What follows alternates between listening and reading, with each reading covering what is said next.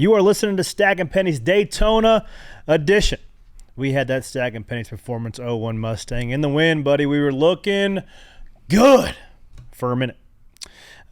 We're going to break that down. We got all sorts of fun stories, and Ryan Preece joining us right here in the Noncents Garage. This is Stacking Pennies. Buckle up. It's going to be a wild ride.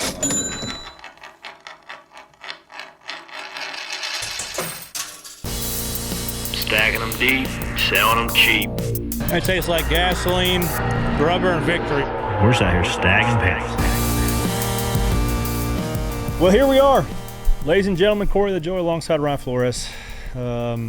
What a week, buddy. Oh, dude, people don't know the half of it. They don't even know. They don't want to know. Well, they're going to find out if they're listening. If they're listening, they might want to know. Dude, some of it. We had an action-packed week. Started on Tuesday. Loaded the bus up, headed down. I had a sinus infection, dude. The last 3 weeks in our house have been brutal. Everybody had the flu at some point in time in the last 2 weeks. My flu turned into a sinus infection for about 4 days. I was blowing neon green snot. I had like a mound of tissues next to my brake foot driving the bus down. Like it was a whole situation. Oh, yeah. Nasty. And as you guys know, we get a beach house in New Smyrna Beach. It's a tradition that we've done since my dad used to race. We had one of sponsors of his had a house in Flagler. All the families, aunts, uncles, cousins, grandparents came down, and we've continued that tradition, and it's always a blast. Ryan and his family come crash with us a couple years, and it's one of our favorite trips of the year. So we all congregate, right? We park the bus, sleep in the bus Tuesday, Wednesday, roll that baby out for a little bit of practice. Unlike we've seen in the last couple of years, it was nice to get that thing warmed up, oil hot, get a lap. How was practice with the old 01 hot rod? It was cool just to see it in real life. I've been looking at just 2D renderings of this car for the last Do you guys feel month. prepared? I was pleasantly surprised with the speed. It was the first time in my Cup career, which the bar hasn't been very high for this because I've been driving some slow cars. So super speedway cars. Yeah. That we've ever unloaded a sub 50-second lap. I thought my dash was broken. Jerry Kelly put a lot of work in, man. He did. So just missed out on qualifying or locking ourselves in. We were 700ths off of Jimmy, and then it was Justin Algar and I ran, I think, within 100th. So we were very close, but I felt good about our single car speed. And that was Wednesday.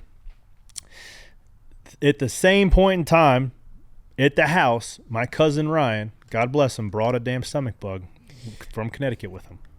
This comes into play a couple days later. It does. Pin this thought. So Wednesday night, we qualified late. I just stayed at the bus because Thursday morning I had to go do the Thunderbirds briefing at 8 a.m. in the morning. So Wednesday qualifying. You pleasantly surprised with the speed in your car? Yep. Were you a little bummed because you only missed it by 900? No. Do you think there's anything you could have done different? Nope. I was happy. So happy as well because you're like, okay, the 56 and the 84 are probably the two that you're worried about the most, and they're locked in. So now it's me and the 40, and we're indifferent. When Duels. You start looking, I always think you're like, okay, when's qualifying over? Okay, who's in my duel? Yep, for sure. And like you said, 11 Fords in your duel, your teammates in your duel, 40s in the other duel. You got to beat Alfredo, who's got a fast car, and BJ. Yep. So who called me on the way up here, actually. We played phone tag. Macho Man? Yeah, Macho Man Let's called go. me on the way. He was probably just calling me to tell a good job. He was not happy about the Elio Castroneves. Was he not? No. But that's a guy that's been scrapping along, right? Doing it. Anyway. That's right. Anyways. So you just missed the show. Got locked night. in Wednesday night. And, man, I'll tell you, I was the least stressed I'd ever been. I don't know if it was a combination of not really knowing what the future holds, knowing that this is kind of a one-off situation, knowing that you're really racing on house money. And also, let me sidetrack this right to get it out of the way. Let me be very clear. I did not use my kids' college fund to put money down on the house or on this race. I said that tongue in cheek in the media center. Heard that, Kelly? She was pissed. She did. Yeah. So here's the analogy. No, I didn't. No, that would be very that'd be dumb of me. But anyways, luckily I've been getting paid a lot of money for the last several years to drive race cars, and I use that money to then Not the college fund money. no. Also, if anybody knows how taxes work, you can't pull money out of those accounts. Anyways, here's the example, guys. There's 36 seats at this blackjack table. There's 4 extra seats that are very, or more, however many open cars that are very sought after. Any Tom, Dick, and Harry with a rich dad that's driving on Saturdays wants to get a chance to drive on Sunday. I had to put my chips on the board to save my seat. So And then I exchanged my chips when you got a sponsor. when I got a sponsor. That's where it got dicey, because I'd say a month ago, right? You're like, man, Rick, I kind of need to make a down payment on this house. Yeah. Or someone else is trying to buy it. Yep. So you're like, I got to use my own money in good faith that I'm going to get a sponsor. I don't even know that I am. And then that's when everybody started announcing that they're bringing their open cars. So it's going to be Even one of the harder. harder fields to make. So there was a conversation of like, I don't have a sponsor. This race can be hard. I might just need to sell my race to Take my whatever chips off the kid table. wants it. Yeah. And then the next day, You get a sponsor. you get a sponsor. We got ourselves a sponsor. Let's go. Thanks, Take 5, Duramax. Which, hey, not putting the cart before the horse. A lot of TV time for them. That was fired awesome. They were fired up. So I take my chips, which weren't my kids' college fund money, by the way, and put them in my pocket. Then I play off house money at this point in time and end up winning in more ways than one and making a significant amount of money. So all of the bet paid Come on, off. 21. We hit it. We hit it. We didn't hit the big one. So We didn't win the race, but we did everything we set out to do. before we get to the inevitables of the flying with the So I got briefed on Thursday morning, got briefed on Thursday morning, 8 to noon, got to make the show. Thursday night. Yes, that's what I'm interested in. Yeah. And I felt just locked. I felt super confident. I felt like there was never a doubt for me.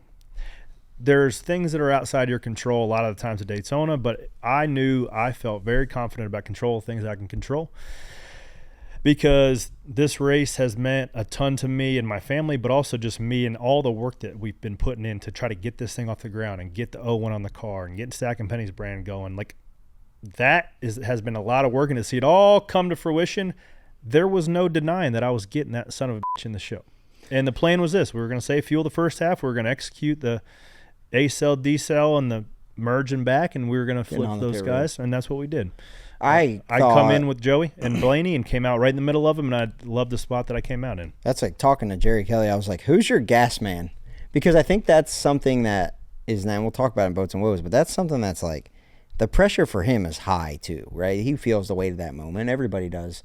And I saw where you were pitted down there in the last pit stall, which Jerry's good. a 22 guy, man. Jerry Kelly was a longtime car chief for Paul Wolf on the 2 and the 22. And that's so when you're on one Paul of those loves last that. boxes, it makes it easy because you can, as guys are trying to check up and figure out who they're around, you can just shoot to the left. Shoot to the left. And get all you can get on pit road entry and get a bunch of rolling time, because you only have to decel once. And your gas man gets a good read. For sure. So you guys executed that super well. And you come back out on the track, and I'm like, I'm watching. I'm like, okay, where's he going to blend? I'm watching our car, obviously, but then I'm like, you blended in between all of us. It was 2, 22, you, and then Blaney. And I was like, okay, let's see where Alfredo gets out. And they got out clean too, but you were in front of him in line. So I was just watching to see when he was going to make his move. And he didn't have any friends. And when he did, he had no friends.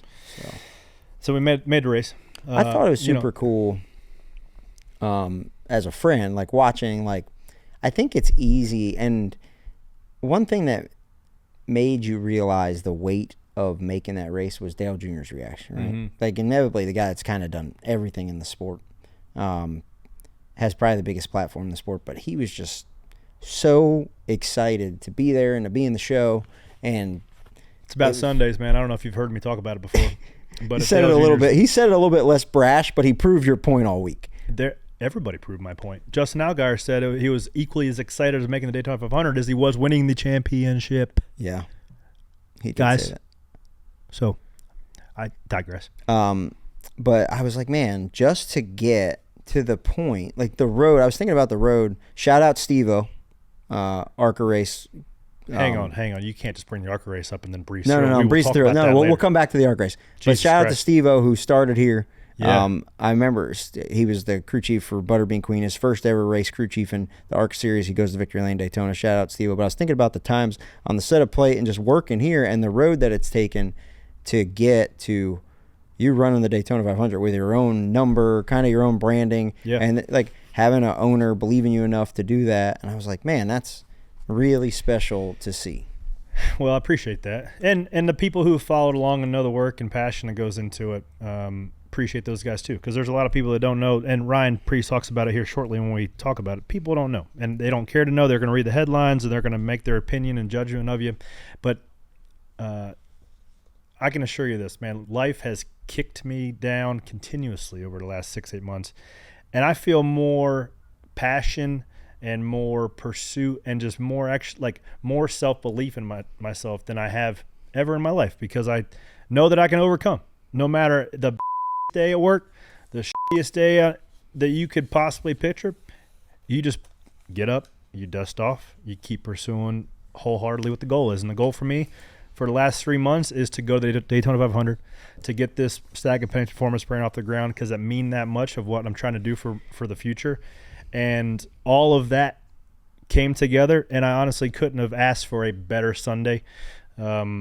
Showing on the racetrack, leading laps, getting a lot of TV time, and also being in position to win the Daytona 500. Before you got to Sunday, it's hard to not feel uplifted when you go ride with the Thunderbirds. You don't feel uplifted, though. What'd you feel like? You know, there's so many words to describe it, but fun and uplifting aren't two that I would use. It was exhilarating. It was incredible. It was badass. It was something. It's a lifelong top of the bucket list memory. Run the tape. If you're watching on YouTube, you get see some stuff here. Shout out on the dark shield, so you can't tell if you pass out or not. You didn't pass out. So hang a lot of context here. So the first pull. So I get there, right, and you get the suit on, you put your G pants on, and you get in the car, you get in the jet, and the canopy comes down. Granted, I watched Top Gun the night before, so I was prepared for. Oh, gotcha. So the canopy comes down, and the latch is right next to you, and it clicks, and the comms come on. How you doing back there? And I thought to myself, like, I've either made some very poor choices or some very good choices in my life to find myself right here. Both. What is going on? So we freaking pull taxi to the end. Plane lands. We square up on the runway. Power brakes. And we get up, and we're about 20 feet off the runway as he's getting the landing gear up, and he kicks the afterburners on. It's like, and he pulls his stick. He gives you a warning. He says 1, 2, 3. Here come the G's, and it was 6.5 G's. Like bang, bang, straight up in the sky. We went to 15,000 feet in 3 seconds. I was like, okay, welcome to the show.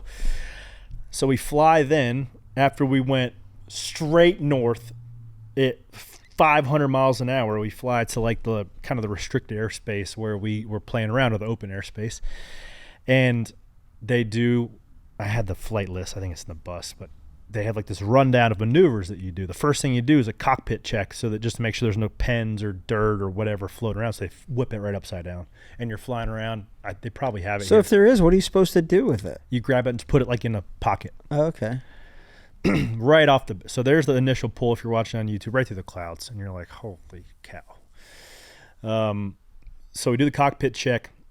We do a couple big rolls, and I'm like, this is incredible. And when you're up there that high, this is the cockpit check. I don't right here, I'm not feeling good. Now you're thinking about life. No, I'm thinking about holding my breakfast down at this point in time. Oh, so we did a couple barrel rolls, and I felt really good. They had this thing called a 4-point turn where you're going, 500 miles an hour, and you do like bang, bang, like 9 degrees. That's what Cole Custer did on the last lap. Yeah, bang, bang, bang. And you go real ratchety back to flat, and that one instantly, the blood rushed from my face, and I got cold sweats and palms. Really? And I'm like, oh boy. I said, give me a minute here. You said that to him? Yeah. I said, I'm about to barf. And he's like, well, try grabbing the stick. Sometimes if you grab the stick, that helps. Like, once, your body knows what the plane's doing. So I flew the thing for 10 minutes, turning up, down. I'm like, I'm flying at F-16. This is incredible. So he's like, all right. I gave him the bird back. Hang on, don't run, don't do this one yet. So I give him the plane back. He's like, you ready for the 9G pull? I said, mentally, yes. Physically, probably not. But I'll tell you this, you better make damn sure we're not 8.8. Yeah. I want to do this once. He said, 10-4, buddy. He kicked it, bro. And we did 90 degrees left and just pulled it like down and left. It felt like God had a bungee cord strapped to my soul, yanking it out of my at 9.3 Gs. That's like, you can't even describe the amount of weight on your body, because like, you go from zero, like feeling good, to half dead in 2 seconds. And they say the stages of passing out you go colorblind, then you go deaf, or then it goes quiet, and then the walls cave in, and then you're done. Did you go colorblind? So it's Thursday afternoon, talking to Joey before the duels. Hey, you rode with Thunderbirds. Oh yeah, I passed right out. Hey, he's not fair because he's got a lot of neck. He's got a lot of neck, so there's more blood that has to run through. Yes, it's not a fair assumption. Well, he passed out, so I was like, okay, I don't want to throw up and I don't want to pass out. So those were my 2 goals. And I was fixated on like this little red anodized aluminum thing right in front of my helmet, like in between our helmets. So he was like, 1, 2, 3, here come the G's. And the plane gets like, and I'm watching that thing, and it starts going like dark black. And it went quiet, like nothing. And I was like, oh no, oh no.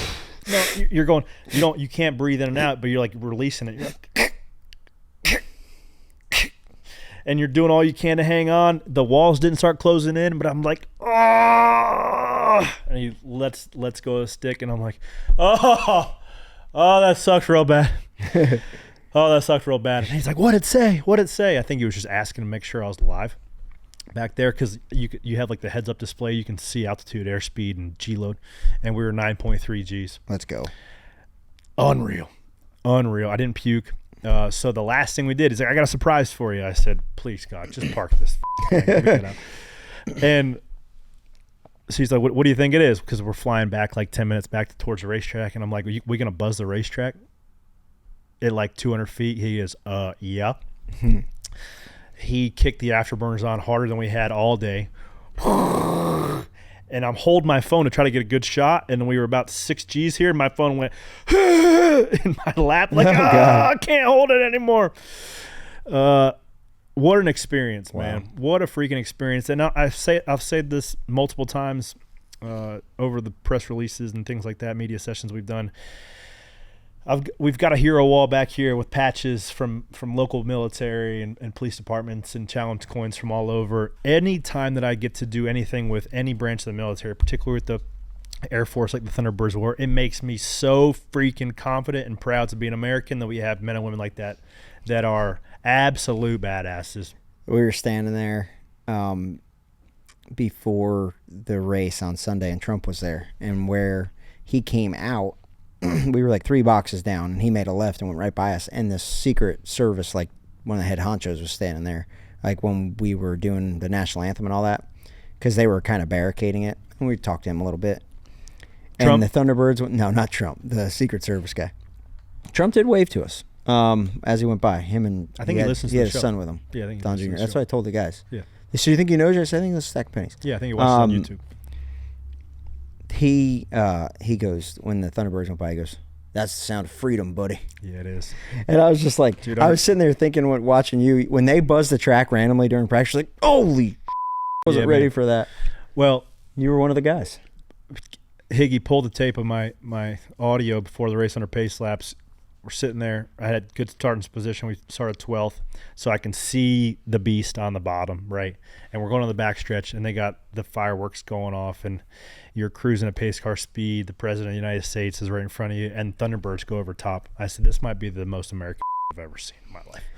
What an amazing experience that was. Anytime the POTUS can come, no matter what side of the aisle you're on, that is pretty damn cool. And then we got into the race. The most American pre-race of all time. Captain America's Grand Marshal fires us off. Real quick, though, before I said Captain America, that reminded me. So we're in the driver's meeting. They do probably 20 minutes of VIP introductions. You know, you got Demi Lovato. You've got, who's the fellow there, Captain America, the new one? What? Anthony Mackie. I thought he was a sprint car driver from you got Ken Roxon, Supercross superstar, the who's who. I didn't see any of these people. They didn't want to see you. They were in the driver's meeting. And they're announcing one that made my ear perk up. And the founder of Buc-ee's. Oh, buddy. Our chaplain. I said, there are a lot of famous people here, but there's only one guy that I want to make sure I shake his damn hand. So I got up after driver's meeting, and everybody's going one way. I went against traffic, and I had my eyes fixed on him. I said, put her there, guy. Thank you for making the best restaurant with fuel pumps in the parking lot. Dude, I went to Buc-ee's last night. I love it. How many people do you think were hitting him up for a sponsorship that weekend? At least one. I know of one. I know of one fella that was. But he's like, I said, what do you drive? I said, 01. He goes, I'll be watching. I said, damn sure. Come on. If I win this thing, can I get a free brisket sandwich? Oh, I love it. Nice chopped brisket sandwich. Oh, I just got one last night about 1 a.m. Mm-hmm. Right there get you right where you need to go. So fast forward to Saturday. Unpin the stomach bug conversation. Everybody in the house, kids, wife, aunts, uncles. You guys didn't get hit. But you loaded. You don't even. You weren't. You were there. I was at the racetrack. So Saturday. Your uncle on, shout out Murph, on Friday night. Big Murph, yeah. Cooked dinner for everybody. Yep. It was like a big feast. Yeah, it was great. Then he woke up in the middle of the night with the stomach bug. Yeah. And everybody's like, Uh-oh. I narrow your kids down to getting it to pie face. Because there's this game. If you know what pie face is, the real ones know what pie face is. It's just the absolute germ spreader. And Jensen, when the pie face goes off, licks all of the whipped cream off of everything. Yeah, so that's got whipped cream on it. Your face could have whipped cream on it. He's getting the whipped cream. Yeah, for sure. Harper did not get, when she just barely touched her hair, and she was over it. Yeah. And then they were the only ones that played it. So we go to the Garlic, our favorite restaurant, on Saturday. You're not there. Yeah, I'm in a sponsor deal. Do you know how hard it is to get a table for 10 at the Garlic? It's damn near impossible. Damn near impossible. Walk up, table for 10 at the Garlic, no wait. Wow. They sit us down. Yep. Right? It's a complete show because it's 4 kids. 5 kids. 5 kids with a baby. 5 kids, 5 adults. Yeah. And we sit down, we get there, we order waters. Levi has to go to the bathroom. So my belly comes hurts. back, face is green. Yep. Your wife's like, I'm leaving. Everybody leaves. Yep. They get back to the house. The kids, puke. Your oldest Levi and middle Jensen start puking, and it's like we're still at the restaurant, and everybody had left. Our table of 10 went to a table of 5. You text me, said, buddy, this is probably what I'd imagine Vietnam's like. This is Vietnam. War zone. This is, and so we get back to the house, and it's just mayhem. And that's where I called you, and I'm like, what are your plans? It was bad enough to where everybody, we figured everybody was getting sick. And at the beach house, it's nice, but it's like the small little beds that you sleep on. And it was like, all right, they're going to go back to my wife's family place in Orlando in case they get sick. They're in a safe spot to keep everybody away. And I just went to the bus with you. It's going to be a security nightmare to get in the track anyway. We're getting the hell out of Dodge. Well, Saturday night, I apparently got it the night before too. So Saturday night, my stomach starts getting in knots. Go to a sponsored dinner, drive by the house, say, hey, honey, love you. Here's your hard card. Maybe I'll see you tomorrow, maybe not. Ended up, they just didn't come because they weren't feeling good. Sleep in the bus Saturday night and wake up Sunday morning, Christmas morning to any race car driver, Daytona 500, with the stomach bug. Oh, I'm glad I didn't see you. Yeah. I woke up and I was like, is Corey going to wake up? Whatever, I'm out of here. And I was like, damn, I guess he's not. I hope he's not sick. Because the question that we talked about, the question I asked you before we went to bed is I said, hey, man, if I got to puke in the middle of the night. Where should I puke at? You said, Outside. I don't think there's a good spot. Go over on Matt Collick's bus. Puke on the side of his. Yeah, But, puke on the side. Puke my neighbor. Don't puke inside my bus. So they end up not coming, and we get in the 500. There's a rain delay, which I wish. I'm happy that we don't have the selection that Buc-ee's has on the 12 truck, because rain delays, we've talked about before, are just automatic. Eat whatever snack you can. Yep. You're dipping beef jerky into coffee. It's just crazy. You get whatever you're willing to try anything. That's right. Celery and peanut butter, whatever's handy. Or if you're Brad's hauler, he might even make me peanut butter and jelly sandwich. So I'm taking like anti-nausea medicine all day. My stomach is like knotted up. Luckily, thank God, it's not coming out the top. I had half a banana and like 4 bites of a peanut butter and jelly Smuckers all day. I was not in good shape. Imodium, the whole thing, just like trying to get by. Get in the race. Like, I was sitting on the door before the race like, dude, I am in bad shape. Everybody's, oh man, I want to take pictures. I'm like, leave me alone, dude. Let me just get in this thing and go. They don't know. They don't know that you're going through. No. That's not the grid to be on if you don't feel good. No, and I had the same feeling I had in the Thunderbird trying to hold my lunch down. I had cold sweats, the whole thing. Like, I'm in bad shape. Nobody So knows. I get in the car, get going, retain some track position, raining, go back to the bus and just lay down. And it really hits me. Oh, boy. Yeah, I was in bad shape. Trying to hydrate, trying to get some food down, nothing. Look at Sean and everybody that saw you at the racetrack is getting nervous. They think they're getting it. I told everybody, man, I'm not feeling it. So, so then, hey, besides that, you got to cowboy up. Cowboy up. You got a race to win. And I told you this morning, I said, I felt like that was one of the best races you ever ran. You said, based on what? I said, based on all the other races you ever ran. I felt like that was one of the best ones. And you did. You guys, man. It is not coincidental that I think when you have a faster car, you can actually do more things with it. Well, I think Joey texted you and said, man, your car could really take a push. I felt like you did a good job managing the lane. And then it really comes to fruition at the end of the race. And I don't mean to jump ahead, but we've been long-winded. Yep. When I watch your in-car and you take a push to the 2, right? The 35 gets detached. I think we have the replay of it. The 35 spins through the grass, which, gosh, of all times to have the most heroic save ever. Don't do it then. The 2 car was leading. Could have took that one home. But I actually don't think I hit him. The 2? Oh, the 35. You didn't. When I watched it from your in-car, I didn't see it.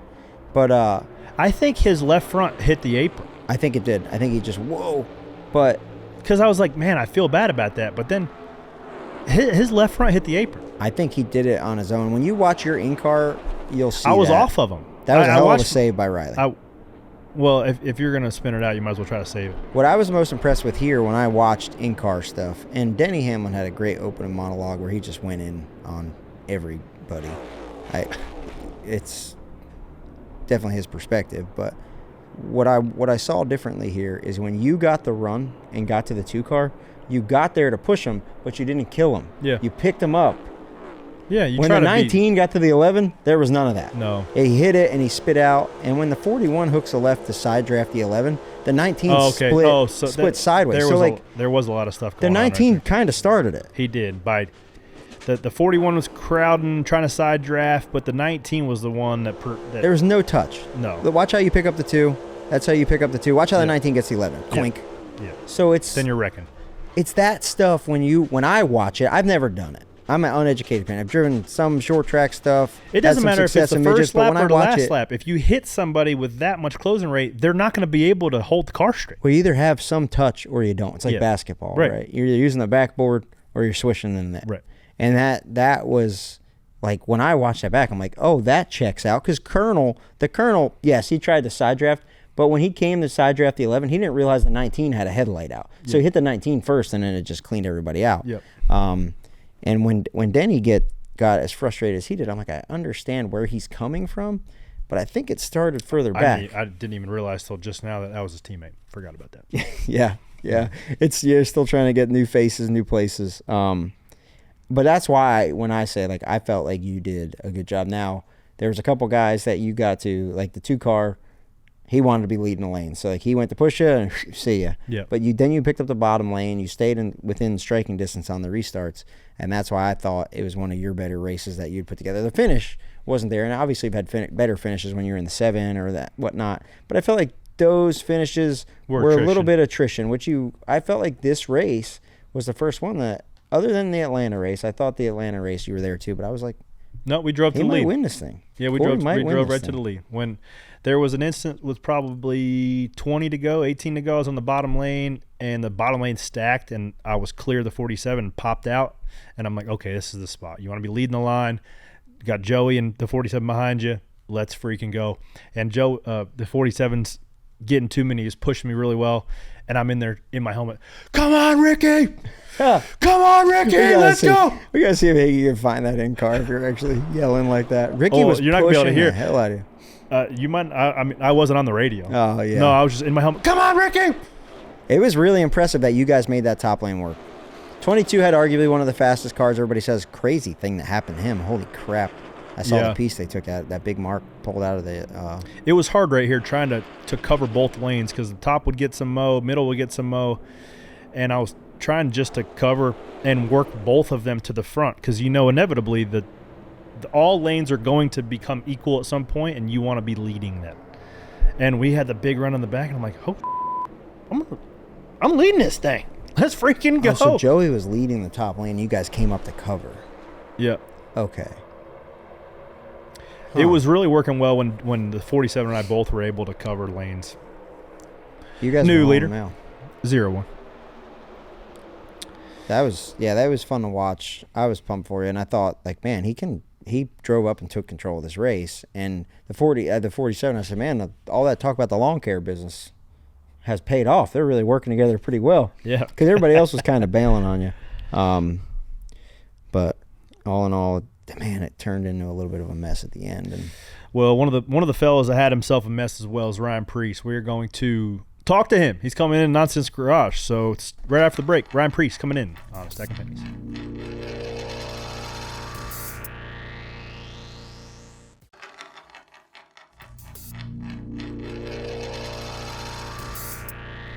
All right, we're back, ladies and gentlemen, with a guest in the Noncents Garage. There was 3 people that went for a ride in the air this weekend. It was myself, Ben Kennedy and the Thunderbirds, and Mr. Ryan Preece in his 60 Ford Mustang. First off, are you okay? Oh, yeah, man. I'm good. I even came back with a astronaut fire suit. I saw that new profile pic on Twitter as an astronaut. Yeah, man, Reddit. It's an amazing thing. It depends what side of it on. You can be on the receiving end or you can be on the giving end. Sometimes it's great, sometimes it's absolutely terrible. Yeah, I mean, trust me. I'm on both sides there, bud, but yeah. Well, prior to the point of impact, it seemed like your initial weekend with RFK was going pretty solid, buddy. Yeah, no, we had a really fast car, honestly. That buildsubmarines.com Ford Mustang was stout. And, it unloaded really fast and qualifying went really well. And, being in that duel number 1, mm-hmm. and as you know, there was only 4 blue ovals. Yeah, there was 11 in the second one. Yeah, I saw that. And that made it challenging. But, felt good to have good speed. And then, obviously, we went into the 500, and boy, that race was nothing like any of the other 500s that we've seen before. So, for what? What do you figure? I mean, I understand what you're saying, but just to explain. I mean, yeah, I know you do, but honestly, I think it was the rain. I think it was the timing of the cautions. Yeah. For I guess the ones that don't want to hear, hey man, a lot of fans will talk about the fuel conservation. We don't want to watch these guys riding around at 50%. Well, you didn't watch that pretty much for the most part. Stage 3, we got that debris caution. Stage 2, I almost feel like NASCAR wanted to throw those so we didn't ride around saving gas. Yeah, I don't know. I mean, I don't think the debris that they threw a caution for wasn't worth a debris caution. And I didn't see it. I think that was a way of like, okay, boys, we're in the window, put it out. Here's the deal. The calls on the cautions and all that stuff has been so bad that there's no plausible deniability, so you can't. But before we get I liked it. Much more into the weeds about Daytona, just going from Stuart Haas transition over RFK in the offseason, what's that change like, and how's the leadership over at where you're at now with Brad and Steve Newmark and the guys there relative to what you've been used to? Well, I think it's just different. Brad is, from what I've seen, before he was always kind of the quiet guy. And as we all know, when you go into rooms, the guy who's typically the quiet one taking it all in is probably the one who's, I don't necessarily want to say the smartest, but yeah, absolutely. So it's, it's a lot. I think I'm just enjoying it so far and kind of seeing things from a different point of view. I've gone about doing it my own way for so long, and it's been refreshing to kind of see it from a different vantage point. And obviously, I'm as a race car driver, you want fast race cars, and there was times where there was times last year where we started heading in the right direction, but man, that car this weekend was pretty sporty. Funny story about Brad right quick. Hang on. So Thursday, you were lining up for your duel. Actually, so we did all the driver intros together, right? They introduced first duel, then they introduced second duel, and then second duel is just kind of sitting around watching, hanging out. Well, the RFK Alliance, quote unquote, the Alliance teams, it'd be the 6, the 17, the 41, the 51, and myself. We're all in the same duel.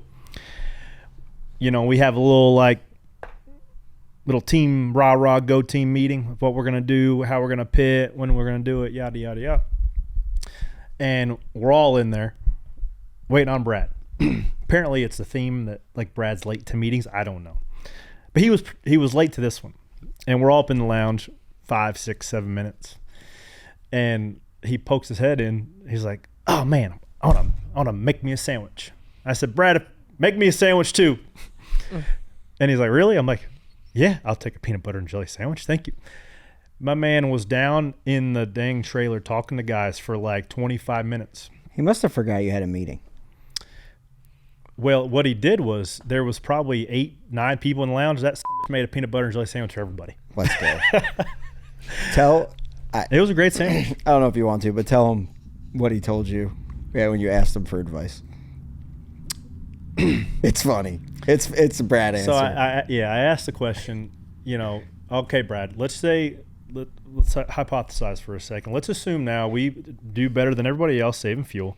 We cycle to the lead, right? And now we're blending off of 2, and the pack is catching us. Who knows how fast the closing rate is, right? I'm just asking the question. Do you throw the block, or do you just fan it out and not try to crash your stuff? He says, well, Corey, I'm not going to drive your car for you, so do what you got to do. I said, okay. That's what, from my time working with Brad, that's what I always thought was funny, was you kind of never knew what answer you were going to get. Because, you get a short one, or you can get a short one for a question that you asked and thought you were going to get a long one. And then you just ask a short question, you get a long answer. So I was always super interested in the way that Brad's thought process it's much different, which is why I enjoyed working with him in Boland's, because it was okay, this is a new way to think about this that I've never really thought about racing that way. And I'm sure that you've. Well, that's what I was kind of referring to earlier, is just a different way of looking at things. And he's super detailed.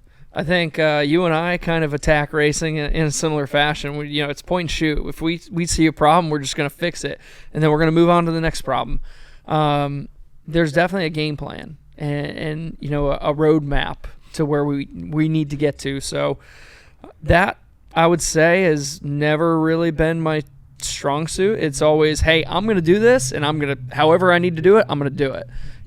Some people, they have plans, a mapped out plan. That's never really been my MO, but I'm certainly open to doing it and seeing how it can make things easier. Well, Brad was in the Penske system for a long time, and Brad too, I say a lot, and don't mean to go off on a Brad tangent here, but what I say a lot about working with him was it was like reading a Dr. Seuss book. You had to really read the whole thing and get, every time we did something with him, you had to get to the end to understand it, because he'll go and if you're not paying attention to what he's saying, it'll be whoa, where did we go? And then you're back, and he has a plan and where it's all going, but it doesn't make sense unless you see the full picture, I would say. But what he's been able to do at RFK. Are you calling Brad Keselowski Dr. Seuss? Sometimes you'll ask him a question and be like, I don't like green eggs and ham. No, Sam I Am. And I'm like, where is this going? But then it gets to the end of the book, and you're like, oh, That's a great okay. book. I get the point now. You could just said that to begin with. See, but I can relate to that because there's times where I have to stop myself and look at the people I'm talking to and be like, hey, am I confusing you? If I'm confusing you, let me know. Correct. Yeah, so I'm very similar in that regard. Hey, what he's done at RFK, I started my career at Roush, and it's a place that's near and dear to my heart. It was Carl Edwards, Greg Biffle, Matt Kenseth, winning races. I jumped into that fire, and then to kind of see those guys leave over the years and it become not as competitive. And now the people they've got in place and the teams that they're building and bringing on a third team. I mean, you've been at a couple different teams now, but 3 Cup teams. How do you feel aligned with your 60 team and just being in that shop now? Honestly, I've enjoyed it. It's honestly, every time that you go through a team or you work with different people, it's different personalities. So you understand what you can do better, as a teammate, as a leader. So yeah, I think for me, it's just kind of learning each and every person and what I can do to help lead that team, because, as much as the crew chief's, the leader, so is the driver, as far as a team morale standpoint and everything. So He's quarterback. No doubt. Yeah. Mm-hmm. Well, fast forward here now from the off season to the last 12 laps of Daytona, 500. Run the tape. We're going to look at, I assume, through your windshield. Dude. Did you have? I feel like close? the way you just said 500, man. I've been watching Cleetus McFarland's interviews over and over, and whew, It was like I should have zigged when I zagged. Yeah, I had my leg in it, foot in the gas, tearing up the high banks. Little bit I wish you took like one redneck log off the fire. I do love when people call the race cars a hot rod. Blew the front end off my hot rod. I love It is a hot rod. You're damn right it's a hot rod. And then just the picture of him sitting there looked like they just pulled some guy off the 14th row in the grandstands and stuck him in the booth with the no sleeves. Hey, he's true to his brand. I dude. missed a wreck at Daytona. I'm the best driver That was out the here. best driver It was out good. here. We got to get him in here because that He just texted looked me. good in there. Yeah, he just texted me. He said, hey, man, good job last night. I said, I'm sorry that 70 car had the crosshairs on you there tonight, big boy. When I watched it did. When I watched your in-car, I did not realize that you were following the eventual race winner. You were right in line. Oh yeah. Oh, this is the wreck before. Go to the next wreck. Go. We'll watch this one. This is the big one, right? This is not the one Preece is in. You're in the bottom there. Yeah. You made it through. Oh, this that one. was where I'm pretty confident. So I was right behind Briscoe, and I mean, I was on the brakes hard, and I had to have been not but 6 inches from his rear bumper. Oh, he's there. I'm interested. He's there. Oh, it's hard to call. Oh. We're right. There's us. What do your guys' take on this 22-47 Joey's getting really situation? hammered. Joey's getting really hammered for his portion of this wreck. I think. Okay, kind of a missed I want block. to hear what they say. Outside, route by 1 in front of Stenhouse, route by 1. 1. Oh, jeez. Keep it straight. Also, with every car having an in-car camera, there's no hiding. There's not like, hey man, he cut me off. No, it You have actually the shows you. 47s in car with the audio. We just Can you watched play it. I didn't hear the audio though. Did you listen to the audio? We were both. Yeah, he called it inside. Did he? Your top is good. You have the 22 with you now. 22 is clear to the middle. Watch me. Good job. Watching this top. 42 at the top. He's there. I didn't even say said- anything. Did he say 42 at the top? He said 42 is Yeah. hot, and he said he's there. So that was confusing to me. It's racing, man. Joey's trying. There was a hole. Joey poked it, and this is a little bit just kind of indecisive on the 47 too. I like.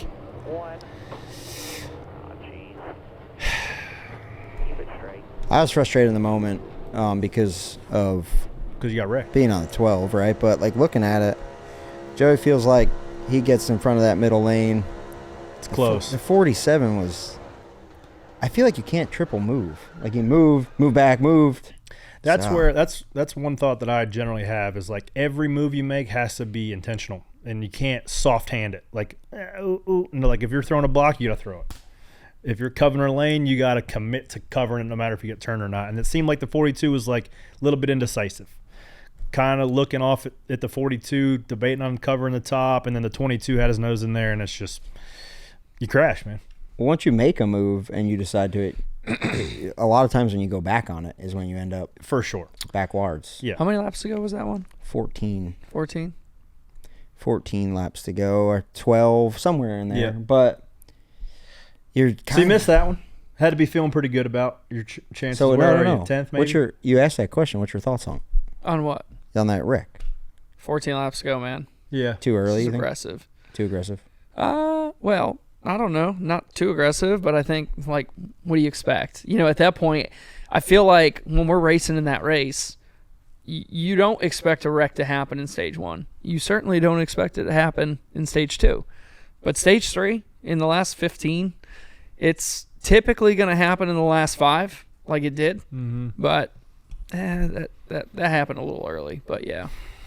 Well, I think But everybody's it's- setting themselves up to get in position for the Well, last 5. and No, to your absolutely. point- Like Joey, like you were referencing, Joey knew that if he got there, he was going to take control of, I think it was Austin or whoever it was in the front row, right? Because if you're that second car, you're in the catbird seat. Yep. You are the guy that's going to be either A, pushing him out to be able to clear yourself and get down. It just opens up your options. If you're in row 3, row 4, guess what, bud? You're just help. You're Well, along. and You're also part of the you're- band. You're in the back. Yeah, if you yeah. slip the 47, it's all Fords.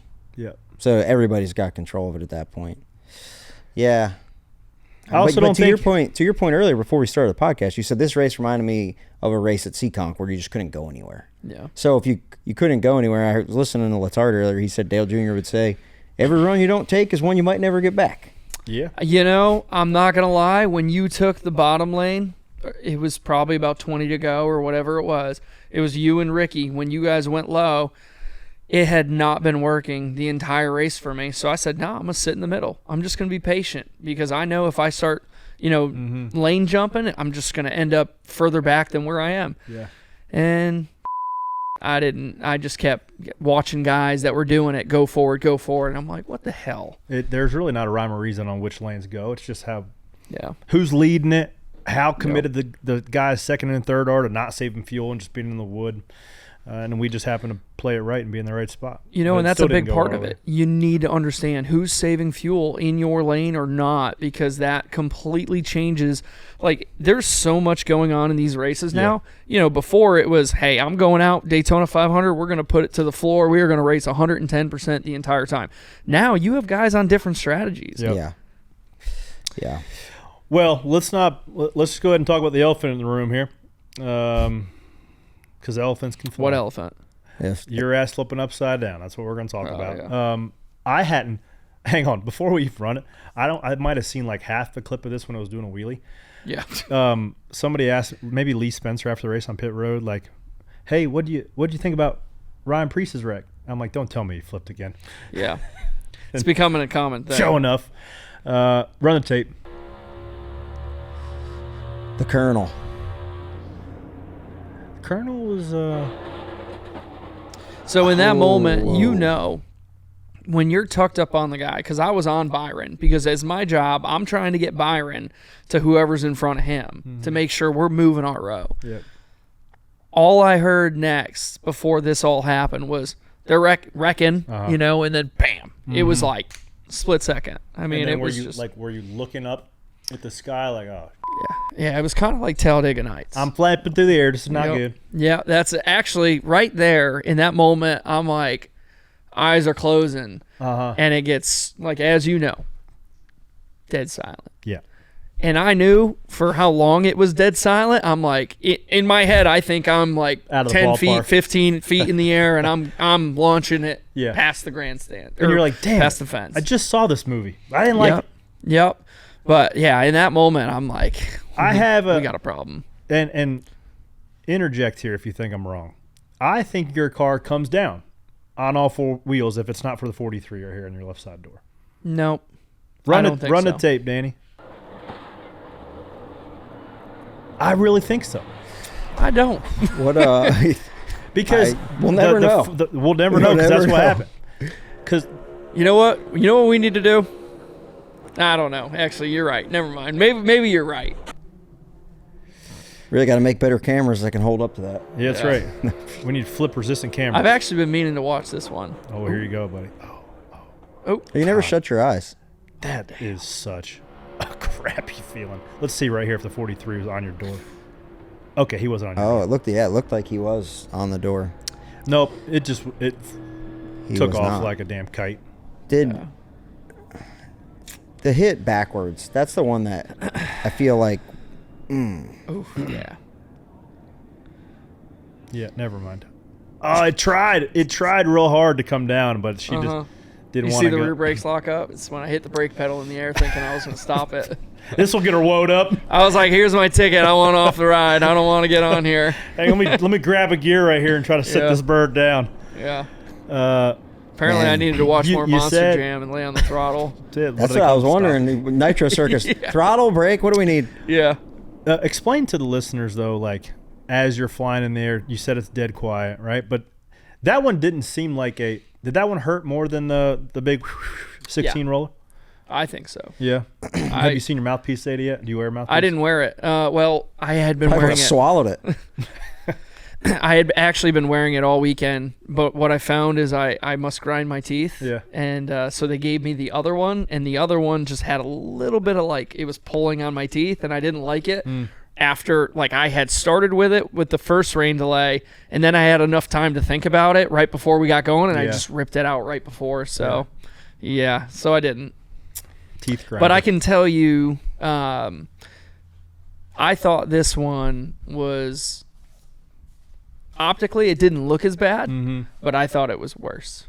I mean, it was a ride, buddy. Man, I had Probably a could- really when I watched it in real time, and you get up right, it's like inevitably gonna hit somewhere, and it's like, oh, does it hit on the greenhouse? Does it hit flat? Does Like, another car it's hit just him? like you're waiting. Like, Yeah. where's the impact gonna be? Thank God it buried it into the trunk, into the safer barrier, right? That's where it was like, okay. Like once that initial hits and the energy's out of it, it's like, okay. You know, and I think what needs to be said is like at the end of the day, racing's dangerous. We know it's dangerous. You just want to keep being proactive to figure out a way that's really going to stop these cars from taking off like a kite. You know, it's Do you have any recommendations? oh hell no. Okay. I'm not an aeronautical engineer, bud. That's not my job. I'm Yeah. the driver that Not an wants to aerodynamist. keep it on the ground. But to be honest with you, I don't know. All I know is I'd like to not take off like that again. Yeah. Being That's- the crash test dummy is not. Something, Oh yeah, something we've hit fun if some. I'm- We've had some pretty good ones. Well, too. taking on, dude. That's the point. Like, you're gonna wreck, right? But if we got a lot of smart people that if you When need they to get take the upside underbodies down- off at super speedways or something, right? They can't take off or somewhere over. They seem to say the liftoff speed gets lower whenever you take the floor off. I don't. I mean, I'm not. I don't know. I don't know, but we've been very proactive, like on a lot of things, right? Like as far as Dale Earnhardt, ever since, look at it. Yeah. You know, we just want to keep on that track, right, to stop that from happening. So, you know, that feeling of where it's quiet for as long as it was, that's helpless. That sucks. Like if I'm driving into a wreck and I'm on the brake, I'm feeling like I can do everything I possibly can to avoid it. In that moment, I am helpless. Yeah, you're I am along passenger. for the ride. Yep. And also, when they get upside down, generally speaking, a normal crash is predictable on what you expect the damage is going to be. When the one gets upside down and starts flying, you don't know if it's going to get hit in the door, window, trunk. Don't know. Well, like to your point too, when you are wrecking, you're still driving the thing until it's stopped, right? Like you're trying to. If you're when you're upside down, you're just, oh boy, I hope this ride's over soon. Yeah. It's no different than getting the old fast pass at Disney World, strapping in. Oh, I didn't know it was gonna go this fast. Yep. What? So you said it's something interesting to me. You said this one hurt worse than when you had the bloody eyes. Yeah, I mean that one, just optically, I look like terrible. Oh, yeah, you right? look like Yeah. Fido's ass. Should have Yeah. taped your eyes open like Ricky Rudd. We had Ricky Rudd sitting in that seat last week. Yeah, nah, but this one was just like fine. Like the other one, there was a lot of spins. I don't know. It just didn't. It was just completely different. This one, man, when it came down, when it hit the wall, when it slammed back, like it was just violent. you know, and very rough. And you just went after that wreck, got out of the infield care center, got in your bus, and drove on home. Jacks some up, drivers. slides in. That's right. Oh yeah, now jacks up, slides in. Had to change a fuse. I was I was real happy. I was in Flores, you know my dad, and so do you. I was in Jeff Preece mode, and I mean, I am like so pissed off. This is our biggest race of the year. We're gonna finish top 10, top 5 in a great spot, and we're 32nd. Yep. And I'm just like, I want to get out of here. So yeah, most drivers did 500 miles that day. I did 1,100. Yeah, the old Kyle Larson. Yeah, did that's double. it. The only difference is I was driving a 42-foot Newmar. Yeah. Doesn't pay as good as the Yeah, 500. no. Yeah. Your dad, I saw your dad. Bro, the left side mirror got ripped off my bus coming on the way home. So, yeah, you What'd said you tow hit? truck. Nothing. Somebody hit me. I'm in the left side. We're just north of Jacksonville. Traffic jam. We get slowed down to like 20. We're cruising. I'm in the left lane. I already know where this is going. There's a damn flatbed that was like behind me, wasn't paying attention, saw the traffic jam, hooked the left, and clipped right mirror to left mirror. Enough. I was like, oh, holy Wrecker shit. one. It was Wrecker one. Yeah, so he like gets way up there, pulls over, and it just knocked the glass out. It didn't knock the mirror off. And I was like, I don't want to sit here and wait and exchange insurance with the guy. I don't want to do that. What's a mirror? Like $200? So I call the Blue Compass guy. It's like, $12.50. hey man, mirror just got ripped off the bus. What's it going to cost? $2,500. I'm like, Jesus. Ain't nothing cheap on those damn things. Jeez. Dang it. I saw your old man at Daytona, and his like knuckles were all scraped up, and I was wondering if you guys got in a scrap over there at New Smyrna. No scrap. beating somebody up? No, it's funny you say that because I noticed that yesterday too, and I meant to ask him what he was doing in order for that to happen. So yeah, I'm still going to go get that story. But it's funny that you talk about that mirror. I had a similar thing happen rolling through Atlanta, except it was a Kenworth. We were next to each other, and he just happened to just nudge mine, and he knocked his mirror back. Mm-hmm. But yeah, man, they're right next This to each same other. trip. No, this was Atlanta. Oh, Atlanta. Okay. Yeah, last year. Well, Or Talladega. Appreciate On my way to assets. Talladega. I've been noticing. I do like shifting gears back to you in the 60 car because there's a couple more on here. I do like the little chip on your shoulder Jimmy Blewett posts you've been putting up. Yeah. And you know, I think Corey's felt it, and there's obviously a lot of talk about you know, you changing rides, and everybody's always there, right? Yeah. Is this his last shot? Can he do it? You know, like you hear the noise, right? Yeah. So what going to that 60 car this year with a new team, what are I was reading this on here, what are the what are your expectations? I mean, it's the same thing as what I tell everybody. It's the same. It doesn't matter if I'm going to Stafford or freaking New Smyrna or whatnot. Like, I strive for excellence, you know what I mean, and whatever it takes. So I guess it's really difficult to answer that other than saying winning and consistency. Well, Brad has a chart above the setup plate, right? Is that just for the 6 team or is that for everybody? That's for everybody. So he's taken it and measured it. Joey does the same thing with his team where they kind of take and make, okay, a 45-point race or, you know, whatever it is, finish all the laps. So there's stuff that's weighted. What would you say? I'd say the first 10 races, break down the first quarter.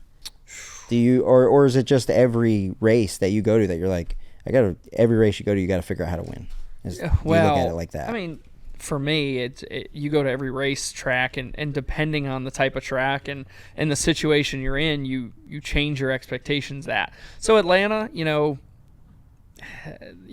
I struggled there over the past couple of years. I know you didn't, but that wasn't exactly my favorite racetrack. So understanding the situation we're in, especially after Daytona, and only having 5 points when we left there, we need a solid day. We need a clean day just to get rolling. But so I would say if we could roll out of there with a clean day, maybe get some stage points, top 15, top 10, that would get the wheels going for me. And then that leads into COTA, and to be honest with you, when you roll off into Phoenix, Vegas, Homestead, and then rolling into Bristol's, your Martinsvilles, you know, I think that's when you really want to build some of this momentum up into the short track side of stuff. So, you know, I felt like we were strong at Martinsville. You know, there's some things Stall one got you. The old pit old stall dreaded one. You mean pit stall one in 2? But Martinsville. yeah, that got me pretty See, look, bad. if you but- listen to the show every week, I warn He all warned- the he warned drivers. you, yeah. Yeah. It's a track. That's it. It's a Well, trap. it's funny. I Suck in. actually asked the question if I could speed leaving pit road that day, and it was said that I couldn't. They should have listened to the show as well. They should have. Brad will tell you. We sped there with Brad. Yeah. Going the race before the championship race in 2020, and he went to the back and had a heroic drive to lock us into the championship for. And then we completely f***ed them at Phoenix. But You'll have that. but anyway, Cost them championship. yeah, man, I'm excited for it. I don't know. I think that you carry the burden of the short track Pressure's guys not. as well. Listen, man, I'm gonna be honest with you. That whole thing, like, the noise side of things, I don't give. Yeah. To be honest with you, it doesn't bother me because there's nobody in this world that's gonna put more pressure on me than myself. Yep. Like, I care more about winning than I do anything. Yep. You know, and for the national fan, and Corey, you and I raced against each other a lot coming through the ranks. They don't understand or see the entire picture all the time. So Nor do they care to find out the entire picture. it's okay. Well, that's why you got this podcast to educate. That's right. So, That's it. you know, for me, I have my own goals as far as being a race car driver. You know, I said to Doug Kobe and Justin Monsieur, for the fans that don't know these guys, they're really great race car drivers in modifieds, and just happened. Well, actually, Justin's running some Xfinity races this year, but like Doug, he's really, really good. But the opportunities just didn't come. And for me, when I started chasing this whole deal, and you were actually going to drive for Tommy in 2013, and something, you went a different path, and that's what started the whole path for me to come down here. And you know, I quit chasing all those wheel and modified tour championships and, you know, all the regional stuff, because it's like, okay, well, let me try and go accomplish this, and that, you know, one thing led to another, and that's just, you know, you just start chasing this dream. So for me, I just want to freaking win, like, and not win once. Like, I really want to win a lot. So it's just, you know, the work's being put in, understanding the processes that RFK has in place, and all the little details on top of those things. You know, I like the fact that if you give me a roadmap, I'm going to follow that roadmap, and I'm going to go further than where it's taking me. I'm just going to keep going. Something that I think about often, and I ask people on this show often, and I think you and I have had similar career paths, short tracks, grinding it out, not having the ideal situation, even on Sundays, right? And you just keep pursuing on and keep grinding it out and keep getting to the next deal and try to keep building a relationship with partners and people within the industry and all that. It's hard for me to look at my career and still consider it a success. I said on the show last week, I don't think that my Cup career has been successful because I know what I feel like I'm capable of in the right situation. So how do you perceive your Cup Series career up to date?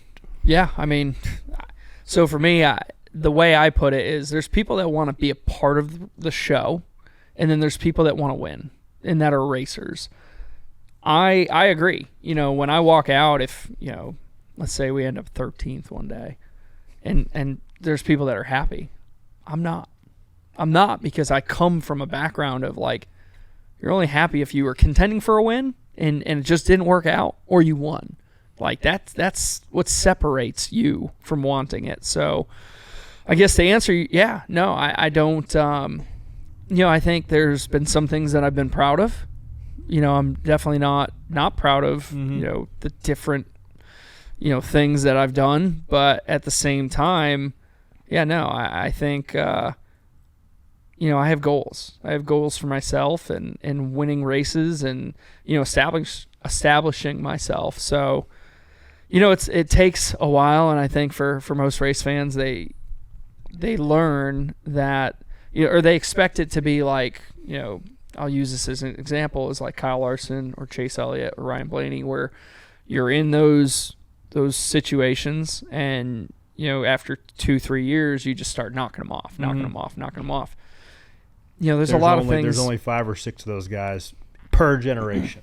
Well, just some situations. it's You know, a situation. Like, we talk about Joey Logano, right? Like, Joey Logano is two guys have a big time issue and lose that 22 ride. He's fired from Gibbs, and just so happens that he gets hired and gets around the people that believe in him, right? and the right group and the right system for him, and now he's one of 6 3-time champions ever. Yeah. Right? And he's great, but his potential wasn't fulfilled with the group that he was at with the 20 car, whether he be too young at the time or whatever.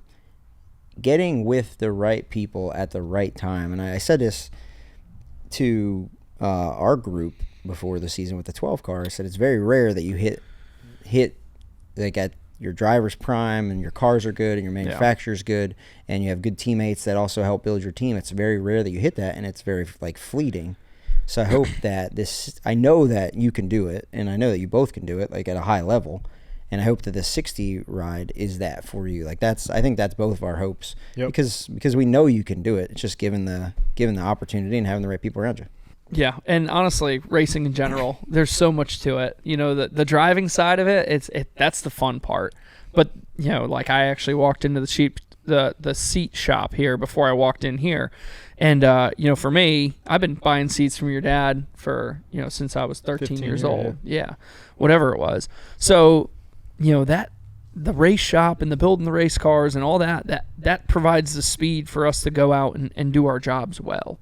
And I figured that out at a relatively young age, and that's why, it's just there's so much to it. If you want to be, like a Richie Evans or a guy like that, like, they were badasses, and they were badasses because they knew what it took to win races. And that's no different. Like you look at crew chiefs now, Paul Wolf, Chris Gabehart, or the list goes on and on. I'm sure I'm going to leave out some, but like they were really badass race car drivers that turned crew chiefs because that's the career path that it was for them. Yeah. So yeah. Well, that's why you got a shop full of cars at your house too, race cars. Yeah, and you actually have one of my race cars. I got to go grab it. You're around guys too, like Boland's, right? Boland's on the 6 car. He's got their late model in his shop, right? Yep. Like that, you're around a good group, and I'm excited for you, buddy. Well, we're going to let you go because it is 7:30 Eastern time on Monday night. We drove the bus back, so you were so kind to give us your time on Monday night after taking a tumble last night. Join us in the Noncents Garage in studio. Ryan Preece, ladies and gentlemen, driver of the 60 Ford Mustang for RFK. Boats and Woes coming up, guys, right after this.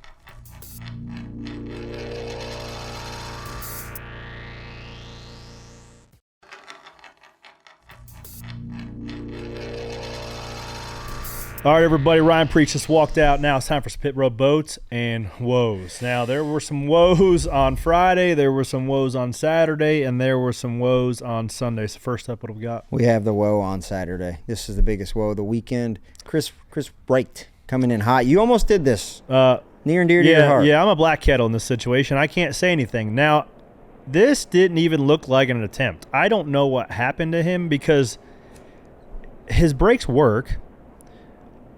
At the end, he blocks them up, right? But I wonder if he didn't pump his brakes up or they were cold. But Josh Wright comes in here, Chris Wright, and absolutely kills Josh Bilicki. Tough look. Easy to do. When you're riding around, if you're not dragging brakes don't have heat in them. And even if the pads get pushed back, if it took a couple pumps, I don't know. But Chris Wright's been doing this long enough. He should know better than that. Josh Bilicki come back to have a good finish, so happy for him. Here on pit road, this was one really close with the Gibbs pit coach, and I was roasting him about this. Gibbs had a iPad on pit road that turned green. Boom, that means go. I told him this is in the duels, and the 2 car won the duels. Andrew Lackey's our gas man. I said, Andrew Lackey kicked your ass tonight, and he didn't even take his shoes off. He just counted with his own head. He didn't have to count with his shoes. Yeah, and then I asked if the iPad was SFI rated. This goes right into this is right in the realm of cool shirts for spotters. Hey, we need to save money. We're gonna get an iPad to tell you when to go. You can't count. How much money do we have in radios? What are we doing? Right. What are we doing? Yeah. I hope they get rid of that. Don't let that be a thing. Don't let get rid of that. Because what's the next thing? And then one's gonna get drug on pit road. Right. It's just like what are we doing? Yeah. What are we doing? Just count. And then have a cadence. You're gonna roll at the half. You're gonna roll with the first number left. If you're taking 4 seconds gas, you're rolling at 3. What are you doing? One thing I was proud of with our gas men No sequence off pit road this weekend under caution did we not come out with the lead. Not the 12, but Penske in general. Pretty good. So our gas men put in the work this winter. No iPad needed and crushed the day. So another woe that the 22 overcame. Kudos to the entire shop and engine crew over there at Roush Yates and Penske. Bizarre. Is this a tear off? What is this? No, it was a plastic bag. And man, it was crazy. So Big Mark right there fixing it, leaned up in the hood, is one of the best motor guys in the sport. It started missing, so they assumed that it was the ECU module, right? So they go in and change the ECU hardware. Just one of the easiest things to fix right away. Yep. So but it wasn't it. So because now they have a part of a plastic bag stuck in the throttle body. No, it's a whole bag. Okay. He pulled it out. So how it even got in there, what it does, it goes up through this. You saw it on the front, and you run really big squares, like not small screen on the opening. You're not trying to restrict any air coming through the nose. So the bag went up into the snorkel, and there's a filter there. Yep. But it covered enough of the filter that it built enough pressure that when he shifted one time, it blew through the filter, sucked it in. Holy cow. Sucked it into folded the filter over, and then sucked it into the ECU, and it was just on top. And he pulled it right out. It was like a ball. So it didn't rip apart. It was just like on top of the throttle body? It was right, like sitting, just blocking it off. That's why it wouldn't run, because it was just starving for air. Right. And which is, when that happened, is when the wreck with Helio, right? The 1, the 88 all in one whack. Yeah, right? So he just fired back off on a restart. And it was like, when he shifted, it built, it like, Show said that it looked like when he shifted, it built enough pressure up, and that pop. Yep. It's like, what the hell just happened? They were blowing up. Because that's what, I didn't notice it, but Ryan, like sitting in the pitch, you don't notice, but Ryan was like, what happened to the 22? Like, I think he's blowing up. But shout out to those guys, man, like fixing it right there on pit road. Because a lot of times you're like, all right, take it behind the wall. Let's see what it is. But I'll tell you what, that 22 team is a crafty bunch, and Big Mark's one of the best. Hey, maybe you're not noticed or not. 3-time championship bunch. They know what they're doing. 3-time champion. You mentioned Elio, man. Rough weekend for Elio. Man, and a lot of he hit everything but the damn Florida lottery, but not many of them were his fault. How about the poor guy got right widowmakered in one after the checkered in the ARCA race. ARCA race. We got to bring tough. it up. We can't not talk about it. We cannot talk about it. I've got the call from several people over there before because of the name that I call it. Don't say the name. It was Ride the Dente 200. Ride the Dente 200. You're supposed to have the margaritas after the race, not before the race, ladies and gentlemen. Oh, boy. It's tough luck because it's, in some respects, it was like they took the 43 numbers off the petty school cars and just started slapping mailbox numbers on the side of them and put 30 of them on the racetrack at once. I'm being as nice as I can. Okay. I have raced for a long time, have some success, like I said. I did not get approved to run the Richmond modified race last year.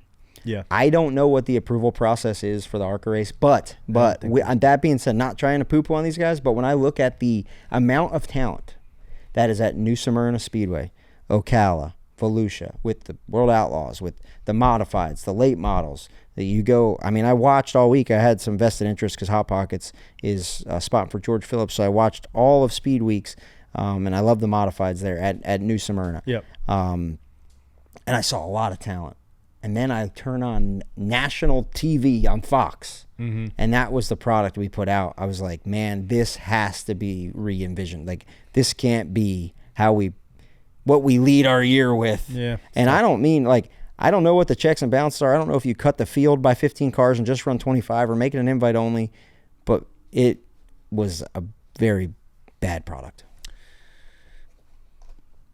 I agree. One of the better things come out with it was YouTube sensation Cleetus McFarland. Love that. Garrett Mitchell actually was there when they poured the insert, and I worked on his headrest because my man is a tall fella. If you think Joey Logano has a neck, this boy's got him beat. He is probably 6'6", with a very long neck, probably an 8.5, 9-inch eye port, which is about 2.5 inches taller than average, and had an absolute blast. Roll the tape. Well, I was having the best day of my life, ripping around Daytona like a bald eagle. I was flat out, avoiding a wreck, which was awesome. I thought I was the best driver to ever exist in that moment. And it's probably because my sleeves were cut off that I was able to pull off that maneuver, come down pit road. the car lost it in front of me, and I saw it, didn't have enough brakes to get slowed down before it, and tried to go around it, misread it, zigged instead of zagged when I should have zagged, and I zigged, and bam, blew the front end right off my hot rod. Then you got okay. So then they put him right in the booth. I think he's good for the sport, man. I think he's got a large following. He's an interesting fella. Text me good jobs. Appreciate that, Cleetus. Appreciate you bringing food to all those nice impacted families in Asheville too. They asked Caitlin Vinci asked him about right when he was talking. One of the Thunderbirds took off, and he was like, I guess he calls his helicopter or something. And she's like, "You ever seen anything like that?" He's like, "Yeah. Have you not seen whatever he calls his helicopter?" It had some funny name, like Clarence or whatever he said. I don't know what it was called, but he is a funny dude, man, and I was happy to see him there. Hey, he says his goal is to race the Daytona 500. Well, he said that's his goal. He owns a racetrack too, so he does give back to the sport. Yep. All right. So we mentioned shout out Steve-O, Pinnacle Racing Group, and Buttermeat McQueen. Oh my Lord, Bean Nation, baby! Bean Nation. We brought the mullet to the ARCA Series, baby. We're going to the Waffle House tonight, but all glory to God. Thank you for keeping us safe. I mean, I'm just a late model guy that worked hard to get this shot. ARCA guy now, buddy. I don't know. We're going to the Waffle House and we're going to party it up and some chocolate milk. They better give him a sponsorship. I love it. I feel like if Ricky Bobby had an illegitimate son, Brandon McQueen is that guy. He is the kid that was at I'm all hopped up in Mountain Dew. That's him, actually, from the movie, from what I understand. So. Yeah, it's Ricky Bobby's son. That's it. Ricky Jr. Cut that one, Sean. That's how Bean is. Every time I bet him, that's how he is. He is fired up. Penny, for your thoughts, questions. I saw one. Did you or did you not pants after the race? Why you got to ask that question? I can't lie. On the sheet, man. There's some... there's a lot of things I say on this podcast. I feel like I'm transparent. And a lot of times it gets me in trouble, but I feel like the listeners are as much as family at this point. They've been listening to it long enough, so I have to tell you. So during the rain delay, I asked the guys to get me a plastic bag because I thought I was going to throw up in the car. Yep. Share everything with your kids, even the stomach bug. Yep. And if they would have found me a bag, I would have just pulled the trigger during the rain delay and bag it up and keep it moving. They didn't, so I just had to just hold it in. Do the race, almost win, get crashed, all the emotions, high, low, get out, do some media, talk to Sean, talk to Lee Spencer. I'm like, I'm kind of pumped up. But I really got to pee. So there's crew guys in there. I go to the urinal, do my business. I tried to let one squeak out. I completely shit my pants. Trusted a fart you shouldn't have. I completely forgot that I had a stomach bug, and there was no cushion, and there was no margin for error. So I had to then go. Man, I'll tell you this. No, I'm just sitting there peeing. I'm sure the guy next to me was concerned because I was just peeing. I just said, and the guy looked at me with concern. So I waddle into the damn handicap stall and had to get, it's sweaty. I got my damn undershirt. I'm trying to get my cool shirt off, and I'm butt naked in the stall. I get all cleaned up, and I walk back to the bus. I get straight in the shower, and that was good. Oh no, it was bad, man. You'd figure if Ricky Stenhouse was pushing you, that would be the time you'd pants. No, it was not. I waited until the end. Man, that's pretty for you. That's pretty. It was. Oh well. God, I wonder how long that's going to come back to bite me. Who knows? Forever, probably. This is why Amazon hired you. Yeah. No, it's not. Jack's from Ohio, Chris from PA. Yeah, man, they had some great penny stackers this week. There was a lot of them, but unfortunately, just Jack's from Ohio and Chris from PA made the cut. So you are the penny stackers of the week. And I had something to grind my gears. I've been dabbling on X a bit more frequently just to see what's up. Something that grinds my gears is racing bots with they have their name, but they have anonymous pictures, and all they do is talk. That annoys me. that really grinds my gears. There was some guy this weekend that kept filming you from the grandstands every time you went by, and he would say, F Corey LaJoy. So, hey, whoever you are. I responded to that guy. I said, you? make sure, yeah. I was wanting to say something a bit more prickish, but I just said, make sure you wear sunscreen up there in the nosebleeds. Oh, man. I don't know if there's the good seats up top or not. I'm not sure. I'm sure. Whatever. There's not a bad seat in the house of Daytona. It's way better to be in the car than it is to be My up there seat's in a lot those better big than his seat. And who are you, right? Don't even have your if you're going to talk crap on social media, at least have your face on your profile picture. Be man enough to do that. But that's the only thing that really grinds my gears. Yeah, every time somebody says something mean on social media, I just think about them sitting there typing it. Yeah. Like a grown man sitting there typing something mean on social media. I'm like, ha, nerd. Nothing ground my gears. Parker Klingman, great job. Bummed that he didn't make through post-race tech. We'll see how his appeal goes. Corey Heim gets the win there. But Parker did an awesome job for those guys. The 75 truck. And Jesse Love, man, he'd been close. His teammate was stealing all the thunder on super speedways. A two-car. I love that two-wheeling scheme. I know, it looks great. And I love Danny Stockman, too. Danny Stockman Victory Lane just makes me feel good. Yep. You're racing next week at Atlanta. I am. So we're going to break that all down. Spare change this week on Thursday. Man, I hope we don't pants. Me too. Me too. I can't remember. I mean, it's been decades. But reset the clock. Mere hours now, buddy. Reset the clock. It's tough. It's tough out here, ladies and gentlemen, but I did it. I did it for you. And all the people that's following along for the ride. It was a hell of a ride this week at Daytona. We got close to a Harley Gerald trophy, but not quite close enough. But William Byron got his second in a row. Congratulations to him, Rudy, and the entire 24 team. Watch us on YouTube. We've got all the in-car cameras. We got all the stuff. We got all the Thunderbird footage. None of the after-race footage. Good for you. So much good things going on, whether it's Tubi, wherever you find your podcast, Sirius XM Channel 90. Ladies and gentlemen, this is Stacking Pennies, Corey LaJoy alongside Ryan Flores. Talk to you next week. Bye.